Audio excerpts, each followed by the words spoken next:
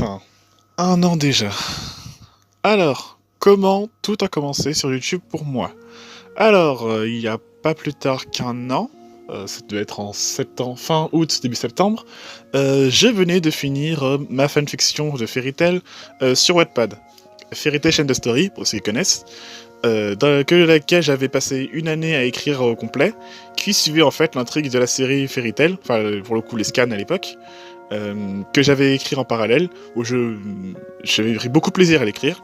Malheureusement, Fairy Tail s'est terminé en août 2017, et je devais mettre fin à mon histoire en même temps, parce que je voulais pas trop poursuivre derrière. Et bon, maintenant que Fairy Tail a une suite, j'ai continué ma fanfic un an après. Du coup, ce qui est maintenant en hype à l'époque, c'était les annonces des nouveaux jeux Pokémon. Donc à l'époque, c'était Pokémon Ultra Soleil et Pokémon Ultra Lune. Et sur YouTube, j'avais lancé un mini format, je voulais essayer, que j'avais appelé Ultra News, sur lequel je revenais sur les news sorties sur Pokémon à l'époque. J'avais même fait une genre de mini bande-annonce qui m'avait pris beaucoup de temps à faire. Et malheureusement, elle avait pas fait tant de vues que ça. Le format Ultra News, je l'ai abandonné aussi, parce que les images utilisées dans les bandes annonces ne pouvaient pas être utilisées, parce que Pokémon Company était très strict par rapport à leur droit d'auteur et tout ça. Et donc en parallèle, j'ai fait quelques AMV, certains sont toujours sur la chaîne d'ailleurs, parce que j'ai des AMV bien avant. Il prenait plus de temps avec un vieux téléphone tout pourri tactile, mais ça tournait bien. Les AMV sont sur ma chaîne encore aujourd'hui. Donc la AMV Fairy Tail, la AMV Naruto et la AMV Fullmetal Alchemist Brotherhood sont des vieux AMV que j'avais fait en 2016 avec mon téléphone à l'époque. C'était un HTC Desire je sais pas quoi, gros truc tout pourri, avec une application Movie Maker sur le téléphone, donc le truc il ramait à mort. Et c'est les 16 vidéos que j'ai pu retrouver de mon ancienne chaîne, que j'ai remis, on va dire, à jour vite fait, que j'ai reposté sur ma chaîne. Ensuite, j'ai dépassé la barre des 25 abonnés, parce que les AMV que j'avais fait sur différentes séries, donc c'était très bien du Super Sentai, du Yu-Gi-Oh! Vrains et un peu de Beyblade à l'époque. J'ai fait quelques lives, parce que j'ai découvert que je pouvais faire des lives à partir de 25 abonnés. Et j'ai commencé à parler de Beyblade. Avant j'ai commencé à parler de ma fanfiction Fairy Tail, sur la fin que j'avais faite, ainsi que les mini-théories que j'avais écrites sur les origines d'Acnologia, pour ceux qui connaissent. Et j'ai fait une petite transition où je parlais un peu de Beyblade. Donc on se rapproche plus de novembre-décembre. Décembre, c'était la première apparition de Spriggan Requiem et de Red Eyes. Ensuite, je parlais aussi... non, ça c'est plus tard. Tout avance. Vient début janvier, dans lequel c'était revenant du boulot, je faisais un petit live, et je vois une personne portant le nom de Beyblade, Battle Ryuk Shinigami à l'époque, qui est tombé sur moi vu que je parlais de l'anime et que j'ai pas mal de connaissances. Parce que il faut savoir que Beyblade Burst, je suis la série depuis qu'elle a commencé au Japon. Donc depuis le 1er avril 2016, je n'ai raté aucun épisode de la série, et je le regarde depuis. Ça va faire 3 ans, putain. Et j'avais fait la remarque, en fait, je suivais que la série. Je n'avais pas d'intérêt pour les jouer, en fait. Enfin, les jouer à les bases, je m'intéressais carrément pas, je m'intéressais juste à la série, en fait. Et je me rappelle, encore aujourd'hui, j'ai fait la petite remarque en disant que c'était dommage qu'il n'y ait pas eu d'évolution à Kaiser Carbis et à Zillion Zeus.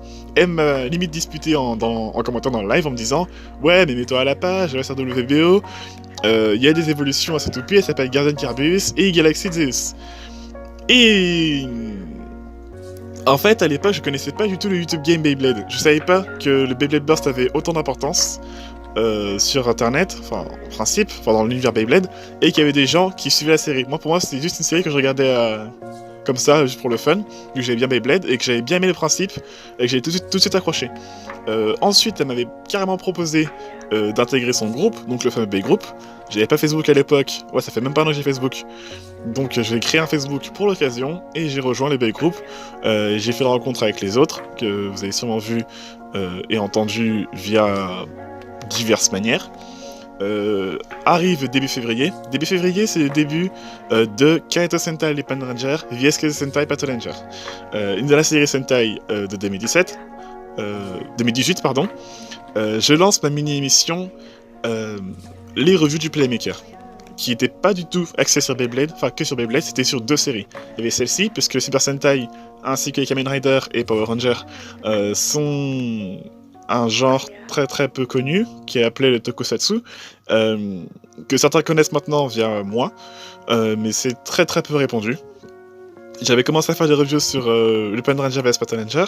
Je parlais un peu aussi de la nouvelle série Power Ranger Beast Morphers qui avait été annoncée, puisque ça signait aussi le rachat de la franchise Power Ranger par Hasbro, qui s'est fait depuis juillet désormais. J'ai commencé à parler de ça. J'ai fait quelques vidéos discussions, notamment celle que vous connaissez sûrement sur le Toy Fair de mars 2018, sur laquelle je crache sur toutes les catastrophes que nous a fait Hasbro, donc la vague à Experience avec William, le Sword Launcher, le Double Tower Stadium, ainsi que les Topi Bluetooth. Vidéo qui m'a valu 11 000 vues à l'époque, et qui m'a fait pas mal connaître, si bien que à peine le début de Chose commencé, donc ma deuxième série que je parlais dans mes revues de Playmaker, j'avais déjà passé les 100 abonnés. 100 abonnés, en quelques mois, c'est passé de 100 à 400. Enfin, en 2 mois, en fait, je crois. Ça avance, ça avance, ça avance. Et c'est là que ça commence à coincer. J'avais fait, à la base, ma chaîne, c'était des AMV et des covers aussi. Les fameuses proto-covers. Les covers que je faisais sur différentes séries et univers, sur lesquels je chantais les openings traduites en français par moi-même, de par traduction anglaise, et que j'ai réadapté. Le problème, c'est que avance la série, je commence à faire de plus en plus de contenu, donc Bay Battle, et à peu près tout et n'importe quoi, pour pouvoir avoir plus de diversité sur ma chaîne. Le problème, c'est que je me suis mis tout seul dans la merde, puisque j'ai commencé à faire de plus en plus de vidéos sans m'en rendre compte, et que à la base je m'étais dit que faire 2 séries en review c'était ma limite, mais j'ai commencé à me mettre dans la merde tout seul. J'avais plus de temps pour faire les vidéos, je commençais à manquer de temps, d'organisation et tout ça, puis arrive à fin août, début septembre, dans laquelle je reçois 3 strikes consécutifs sur plusieurs semaines, sur des vidéos que j'avais faites en janvier, donc Super Sentai, donc Toei et compagnie m'a mis 3 strikes à presque un mois d'intervalle en comptant les 3 combinés, et c'est ainsi que cela a signé la fermeture de ma chaîne Playmaker Axel Omega Kirby. Donc suite à ça, c'était la même période où j'ai commencé un peu à en avoir marre de faire des reviews, puisque je faisais des reviews écrites, où je parlais de la série, où j'expliquais les choses, et que personne voulait les comprendre. En fait, c'est une période où ça commençait vraiment à me casser les couilles. J'ai même fait une vidéo à ce sujet sur la chaîne d'Hiroyuki Shinigami, et vu le nombre de vues qu'elle a actuellement, 1200 vues, je pense que mon message par rapport à la communauté est bien passé. Seulement, Pega Jinga et Cybertsuna, enfin Tsuna, les 2 membres fondateurs, je crois, d'ici Beyblade Espace, suivaient aussi mes reviews sur Beyblade, et aimaient bien la façon d'expliquer. Et ils m'ont proposé d'intégrer le site Beyblade Espace en tant que rédacteur, où je pourrais écrire mes reviews comme je le souhaite. J'ai hésité un petit peu, et vu que les membres du B-Group aussi aimaient bien la manière d'expliquer pour les épisodes de Beyblade, j'ai accepté. Suite à ça, j'ai déjà arrêté de faire les vidéos parce que ça me saoulait, mais mine de rien, j'aimais bien partager un truc que j'aimais. Donc j'ai tristement décidé de ne plus parler de Kamen Rider Super Sentai sur ma chaîne, puisque Toei et compagnie n'aiment pas trop qu'on touche à leurs affaires. Donc ça, je laisse à HeroShock TV. Ils expliquent mieux que moi, ils ont plus de connaissances par rapport à moi. Si vous voulez découvrir le genre, ou si vous le connaissez, soutenez-les, ils sont géniaux. Quant à moi, ma chaîne, qui est devenue Oma Playmaker, Beyblade Espace, AMV et Cover, était consacrée seulement aux AMV et aux covers, donc les proto-covers devenus simplement des covers, que j'ai repris certaines, que j'ai refaites et chantées. Les AMV que j'ai perdues, j'ai refaites au mieux, mais en les combinant. Donc les AMV sur Beyblade, les AMV sur Beyblade que j'ai faites sont des clins d'œil à mes anciennes vidéos. Donc il y en a une qui combine tous mes AMV en un seul, et une qui reprenait la musique et la manière dont était faite mon intro des revues du Playmaker, celle avec la musique de My Hero Academia. Et ensuite, je me suis dit, quitte à expliquer correctement, autant faire des vidéos sur les épisodes quand j'ai envie et sur ceux que je trouve jugerais intéressants. Et c'est ainsi que je suis arrivé aujourd'hui, 1 an plus tard, avec une chaîne qui tient la route, on va dire. Je fais des AMV, des covers et des reviews. Et rien d'autre. Enfin rien d'autre, soit pas quelques petites vidéos supplémentaires, mais quand c'est rien avec Beyblade. Ça me fait chier de plus pouvoir parler de Super Sentai. Parfois j'ai des envies de faire des vidéos assez fun, même des Bay Battle, mais je me fixe des limites en me disant non, t'as fait la connerie une fois, pas 2 fois.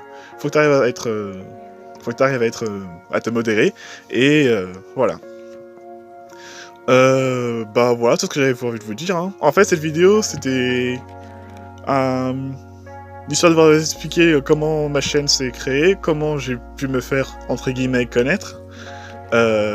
Comme quoi en fait Beyblade et YouTube m'a permis d'être encore plus fan que je l'étais déjà, grâce à ma chaîne YouTube qui était juste là à la base pour le fun en fait. J'ai rencontré des gens passionnés du Bay Group, j'ai grâce à eux acheté mes premières Takara, et ironiquement ma première Takara que j'ai acheté c'était le set avec justement Galaxy Zeus et Gazan Kirbeus. C'est grâce à eux et grâce à ma chaîne aussi que j'ai pu connaître tout le monde que je connais actuellement, que j'ai pu vous connaître, que j'ai pu aller à la Kid Expo, parce qu'il n'était pas prévu que j'y aille à la base, en avril. Ça m'a apporté plein de trucs en tant que fan de Beyblade. Et comme j'ai dit dans la vidéo sur la Kid Expo, je suis content d'être fan de Beyblade et d'être Beytuber entre guillemets. Je me considère pas comme étant YouTuber. Mais bon, si être youtubeur par définition c'est faire des vidéos sur internet, bah ouais, je suis youtubeur. Donc oui, en fait cette vidéo c'était un petit test aussi pour moi, pour ce que vous avez pu voir affiché à l'écran, les petites chibi Beypop que j'ai dessinées. Alors oui c'est un peu bizarre, hein, c'est normal, c'est dessiné sur feuille, que leur arrive sur feuille par mois, j'ai créé des espèces d'images PNG via une application sur téléphone. Oui parce que toutes mes vidéos sont faites sur téléphone. Et voilà, c'est une idée que j'avais eue, donc ça reprend le personnage que j'ai créé, qui est mon image de profil. En fait, les dessins que vous avez vu dans cette vidéo, c'est un personnage que j'ai inventé, dessiné par Glory. Les dessins de Glory sur Facebook, vous allez chercher, elle les dessine trop bien. Un perso que j'avais inventé qui s'appelle Shakuenji 0, donc c'est un cousin de Shaka, très fan de Zack le Soleil. Donc c'était un blader que j'imaginais comme étant le blader de Galaxy Zeus. Et je me suis dit, j'ai bien aimé le dessin qu'elle m'a fait, Glory, de base. Il y a une petite histoire, hein, mais je vous l'expliquerai, si vous voulez que je vous l'explique, dites-le moi, l'histoire de ce personnage. Et j'ai voulu reprendre pour faire le petit avatar Beypop, que je trouve assez sympa. Voilà, donc c'était une petite vidéo que j'ai envie de faire juste comme ça, pour tester mes chibis et vous expliquer comment ma chaîne... je l'ai faite, et tout ce que ça m'a apporté par rapport à Beyblade. Voilà. Donc, c'était Playmaker, et je vous dis à la prochaine.